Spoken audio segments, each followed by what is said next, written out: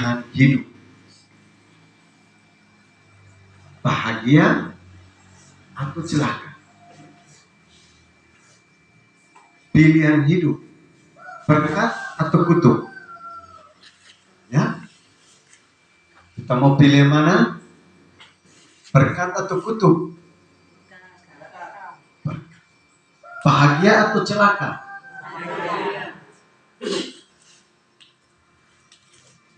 Bapak dan Mama, saudara-saudari, saya yakin seperti yang sudah kita jawab.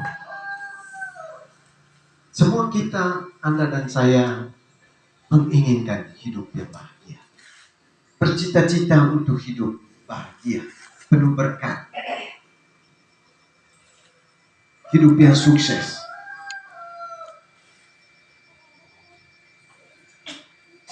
Namun, mengapa ada kalimat-kalimat, kata-kata, terkutuklah, celakalah. Ada sambungan kalimat, celaka. Kenapa? Terkutuk, kenapa? Yang berbahagia, kenapa? Yang berbahagia, yang mendapat berkat, itu karena dalam hidupnya selalu mengandalkan Tuhan, selalu mengimani Tuhan, selalu percaya akan penyertaan Tuhan, tidak jauh dari Allah, tidak jauh dari Tuhan.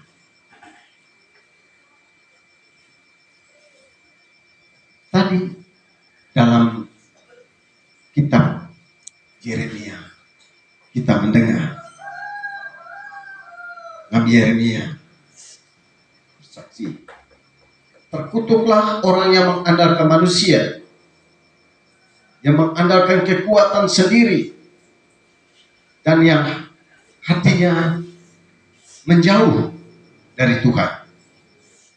Ia akan seperti semak bulut di padang belantara. Ia akan tinggal di tanah angus di padang gurun. Terkutuk. Diberkatilah orang yang mengandalkan Tuhan, yang menaruh harapan pada Tuhan. Ia seperti pohon yang ditanam di tepi air dan yang tidak berhenti menghasilkan buah. Kita bisa saksikan pohon yang kalau tumbuh di pinggir kali, pinggir sungai, selalu daunnya hijau, subur, dan selalu menghasilkan buah. Satu gambaran kiranya hidup kita seperti itu, selalu menghasilkan buah, bertumbuh subur, karena dekat dengan rahmat Tuhan, dekat dengan Allah. Hidup mengandalkan Tuhan. Dalam kisah Injil yang kita dengarkan tadi, ada dua kata yang muncul terus-menerus. Berbahagia dan celaka. Kedua kata ini menggambarkan akibat akhir dari hidup seseorang kelak. Konsekuensi hidup di akhirat kelak. Ada 4 kondisi yang harus diperhatikan jika ingin selamat situasi batin kita, kondisi hidup kita. Pertama, kita ingin merenung tentang miskin dan kaya. Yesus mengatakan bahwa yang miskin akan mendapatkan kerajaan Allah, dan yang kaya akan celaka karena sudah mendapatkan hiburan. Yesus tidak berbicara tentang hal-hal material. Yesus tidak berbicara tentang harta dunia, barang-barang dunia. Yesus tidak berbicara tentang itu. Tetapi Yesus berbicara tentang keadaan batin, situasi batin kita. Ya. Orang yang miskin di hadapan Allah adalah orang yang hanya berharap sepenuhnya pada Allah. Allah adalah satu-satunya harga yang paling berharga yang tidak boleh ia lepaskan. Ialah orang yang selalu mengandalkan Tuhan. Ketika membaca, merenung, saya secara pribadi lalu bertanya, apakah memang Tuhan Yesus tidak menerima orang kaya, tidak mendukung, tidak setuju kalau orang kaya, dan hanya memuji orang miskin? Sekali lagi, Yesus tidak berbicara tentang harta dunia, tentang materi. Tapi Yesus mau bicara tentang kondisi batin. Ada orang kaya memang dia hidupnya selalu penuh dengan sukacita, selalu bersyukur bahwa apa yang dia peroleh, yang dia raih dalam hidup itu semata-mata karena kemurahan Tuhan. Maka dia juga layak berbahagia, mendapat berkat. Tapi celaka kalau orang itu menjadi sombong, orang itu menjadi tidak peduli dengan orang lain. Saya ini sudah kaya, saya tidak butuh kamu lagi. Hidupnya menjadi egois. Nah, ini celaka. Demikian pun orang miskin. Apakah Yesus memang, saya merenung, orang miskin kadang-kadang juga memang kita secara harta dunia miskin. Kadang-kadang sudah miskin, berlaku hidup sombong mati punya. Hidup tidak peduli dengan orang lain, sudah miskin, kita tambah miskin dengan relasi kita, pergaulan kita yang tidak sehat. Hidup hanya mencuri, hidup hanya menggarap sana, garap sini orang punya. Ini mau bahagia bagaimana? Orang miskin juga sebenarnya kalau kita renung, ada juga dalam mengalami kecelakaan. Celaka. Jadi kembali, baik kaya maupun miskin, soal situasi batin, situasi kondisi. Ini tentang miskin dan kaya. Kaya dia tidak lagi mengharapkan bantuan orang lain, tidak lagi berharap pada orang lain, maka dia pada akhirnya miskin. Dia akan mendapat kecelakaan. Yang miskin akan mendapat dan masuk ke dalam kerajaan Allah sebagai anggota kerajaan Allah. Yesus mengingatkan kita agar selalu berharap pada Allah dan mengandalkannya dalam hidup kita. Andalkan Allah bahwa semua ini ada karena kemurahan Tuhan. Yang kedua, tentang lapar dan kenyang. Lapar dan kenyang. Supaya perut kita jangan lapar, kita ingin kenyang. Ya. Ini maksud apa dengan lapar dan kenyang dalam bahasa kitab suci? Dalam bahasa kitab suci, orang menjadi lapar karena ia tidak memiliki makanan. Orang lapar karena dia tidak memiliki makanan. Ia akan selalu berupaya mencari makanan supaya ia tetap hidup. Dalam konteks iman, dalam pandangan iman, orang yang lapar adalah orang yang selalu mencari makanan rohani. Orang yang lapar dalam bahasa kitab suci ini artinya orang yang selalu mencari makanan rohani bagi dirinya yang memberikan kekuatan rohani kepadanya. Makanan ini akan membuatnya bertahan dalam menghadapi tantangan di dunia ini dan menuntunnya kepada kehidupan kekal. Kelak ia akan dipuaskan dalam kehidupan abadi. Karena itu, saudara-saudari, marilah kita selalu berusaha menimba kekuatan iman kita melalui Ekaristi dan Sabda Tuhan. Kita diajak untuk selalu mencari kekuatan rohani melalui Ekaristi dan Sabda Tuhan. Karena dia menjadi sumber kekuatan iman kita, Ekaristi dan Sabda Tuhan.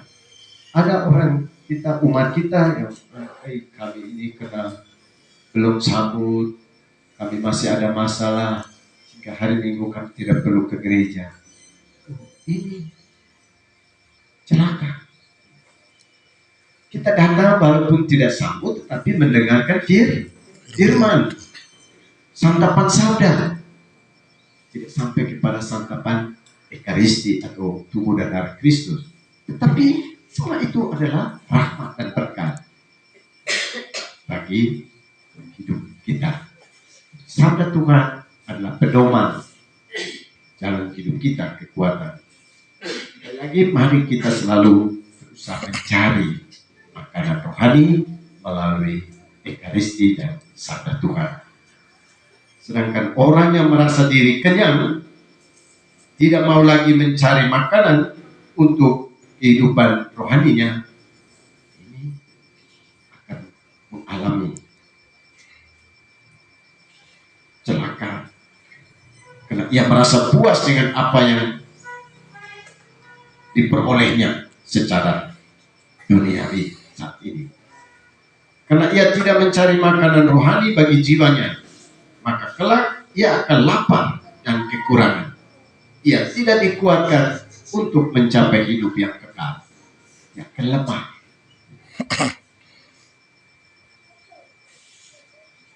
Itu hal yang kedua tentang lapar dan kenyang. Yang ketiga, menangis dan tertawa.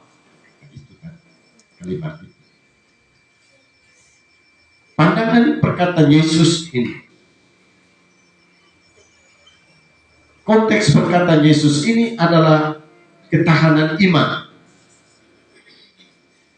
Di tengah dunia yang penuh dengan tantangan ini, sangatlah tidak mudah untuk bertahan dalam iman. Menangis merupakan ungkapan untuk bertahan dengan penuh perjuangan. Ungkapan orang yang tertawa adalah mereka yang hidupnya ikut arus dunia ini. Yang menggembirakan, yang tidak bersusah-susah, serba gampang, tidak mau kerja. Itu yang selalu tertawa. Dan arti dia tidak butuh untuk bekerja. Mereka ini selama hidupnya sudah mendapatkan penghiburan dan kegembiraan. Tetapi mereka tidak bertahan dalam iman mereka. Kita sekalian diajak untuk bertahan dalam iman kita di tengah banyaknya tawaran dunia yang menjauhkan kita dari Tuhan. Banyak anak-anak kita saat ini ketahanan iman sudah mulai goyah dan luntur. Coba kita orang tua, gara-gara dengan pengaruh media komunikasi ini, orang sudah tidak ada upaya usaha untuk mengandalkan Tuhan, tapi lebih mengandalkan harta dunia yang hanya senang-senang saja. Itu hal yang berubah dengan menangis dan tertawa. Menangis, kita tetap bertahan dalam iman. Tertawa hanya senang-senang saja, kita akan mengalami kutukan, kecelakaan. Dan yang terakhir, keempat itu ada tadi, dipuji dan dibenci. Dibenci dan dipuji dalam situasi terakhir ini. Tantangan iman datang dari luar. Tantangan iman datang dari luar diri kita. Ketika orang memberikan kesaksian hidup, kadangkala dia menerima cibiran, menerima sindiran, olokan dari orang lain, dari sesama, dari lingkungan. Orang rajin ke gereja, rajin berdoa, berziarah, bukannya kita bersyukur, mendukung, berbahagia, tapi malah dicibir. Wih, dia ini terus ke gereja cari muka supaya dipuji. Ingat, betapapun kita dicibir, dihina, ditolak, dibenci, kebaikan kita tetap kita jalan. Engkau terima atau tidak, saya tetap mewartakan. Di tengah keluarga, anak-anak kita di saat ini kadang tidak peduli dengan nasihat orang tua. Teruslah kesenangan, teruslah nasihat. Karena ini adalah tanggung jawab kita, orang tua. Jadi kebaikan kita jangan sampai untuk anak-anak suci dengar, terserah, peduli kamu mau jadi apa. Kita terus bertahan di dalam kebaikan. Dan Bapak Mama ketika merefleksikan ini, saya merenung, kita sudah berusaha untuk menjadi jujur, orang yang jujur di zaman ini, tapi tetap saja ada pandangan secara pribadi, Dong Paul ini salah menggunakan keuangan proki misalnya, salah ini, ada mencurigai seperti itu. Kita sudah berusaha. Ingat, saya tetap menjalankan hidup yang setia, jujur sebagai imam di hadapan Tuhan saya, di hadapan Tuhan. Di kejujuran kita, kebaikan kita, teruslah kita pertahankan dan kita jalani. Orang yang setia pada hal-hal rohani memang akan ditertawakan. Doa menjadi hal yang susah dipraktekkan di depan umum karena orang malu. Bila menghadapi situasi ini, janganlah kita ragu, janganlah kita kendor semangat kita. Teruslah berbuat baik, teruslah hidup dengan penuh iman yang mengandalkan Tuhan. Mari Bapak dan Mama, saudara-saudara sekalian, kita berusaha menghidupi iman kita dengan setia, penuh rasa tanggung jawab, agar kelak kita bisa kuat berdiri di pengadilan akhir kehidupan kita. Rasul Paulus tadi juga menasihatkan, jika kita percaya akan kebangkitan Kristus, kita akan bangkit bersama Kristus, mati bersama Kristus dan bangkit bersama Kristus. Kalau kita tidak percaya akan kebangkitan Kristus atau tidak ada kebangkitan, maka sia-sialah kepercayaan kita. Ya, Rasul Paulus, mati dan hidup kita ini adalah milik Tuhan. Mari kita selalu berusaha bersatu dengan Tuhan agar kita mengalami kebahagiaan dan mendapat berkat berlimpah dari Tuhan. Amin.